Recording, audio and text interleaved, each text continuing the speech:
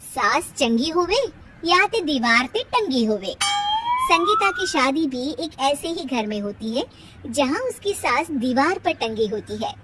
ससुर और पति शादी के पहले दिन उसे सास के फोटो के सामने ले जाते हैं, जहां ससुर जी कहते हैं, बेटा बेटा संगीता, ये तुम्हारी सास थी, बहुत नेक और भली, लेकिन थोड़ी गुस्सैल थी। गुस्सा आने पर सब तहस नहस कर देती थी, पर अब ये इस दुनिया में नहीं है। हाँ संगीता, माँ होती तो तुम इनकी कोई बात टाल नहीं सकते, भूचाल ले आती। संगीता मन में खुश होती है कि अच्छा है कि ऐसी औरत अब इस घर में नहीं है, लेकिन दिखावे के लिए वो जैसे ही सास की फोटो के सामने हाथ जोड़कर खड़ी होती है, ये क्या? सास उसे देखकर मुस्कुराने लगी। संगीता आंखों को मलकर एक बार फिर से देखती है, लेकिन फिर सास के चेहरे का भाव, भंगिमा यानी एक्सप्रेशन बिल्कुल बदले होते हैं। वो अपने पति और ससुर को कहती है, ना ना बेटी, ये कैसे संभव है? जरूर तुम्हें कोई गलती हुई होगी, ऐसा कैसे हो सकता है? लगता है तुम शादी की सारी फॉर्मेलिटी करते करते थक गई हो, तुम्हें आराम की जरूरत है संगीता। खैर, सारे संगीता की बात को इग्नोर कर कमरे में चले जाते हैं। वैसे सास की फोटो पर एक्सप्रेशन एक के बाद एक बदलते ही रहते हैं। पति और ससुर को काम पर भेजकर संगीता कमरे की सफाई करने में लग जाती है कि तभी उसे आवाज आती है, टेबल ठीक से साफ करो। ऐसे भी कोई टेबल साफ करता है? इससे अच्छा तो ये गंदा ही था।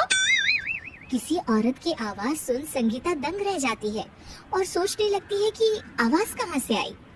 आवाज को नजरअंदाज कर वो फिर से अपना काम करना शुरू करती है, लेकिन इस बार तो आवाज बिल्कुल उसके कान के पास से आती है। मेरा घर है ये, जब तक मैं थी चमका कर रखती थी, हर एक चीज शीशे की तरह थी। तुम्हें तो ना सफाई आती है ना कुछ पता है। क्यों? पता नहीं तुमने मेरे बेटे को क्या दिखाई दिया। मैं होती तो एक से बढ़कर एक लड़कियों की लाइन लगा देती। अब संगीता को समझने में देर नहीं लगी कि ये आवाज किसी और की नहीं बल्कि उसकी सास की है, जो दीवार पर टंगी है। वो उसके पास जाती है और कहती है, नमस्ते सासू माँ, मुझे तो कल ही लग रहा था कि दीवार में कुछ काला है। वो दीवार नहीं, दाल होती है पगली। सही पकड़े हैं सासू माँ। तो क्या हो गया आपको जो आप यहाँ भी चैन से नहीं बैठी हैं? सुना मैंने आपका व्यवहार काफी गुस्से वाला था। चुप रहे तू, ज्यादा बकर बकर ना कर।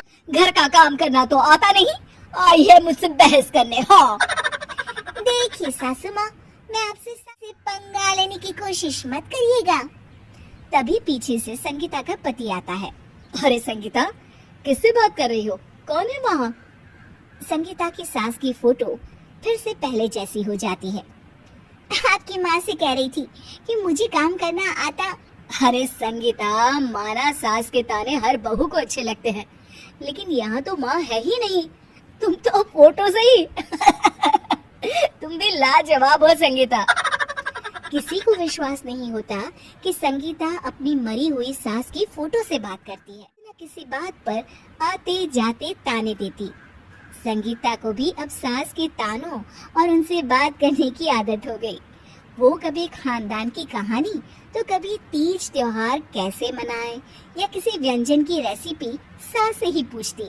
सारा दिन घर में अकेली संगीता की सास अब उसके लिए तानों के साथ पक्की साथी की तरह भी रहने लगी थी, जो किसी और को नहीं बल्कि संगीता को ही सुनाई देती। सास बहू का रिश्ता हर रिश्ते से ऊपर होता है, फिर चाहे वो खट्टा हो या मीठा।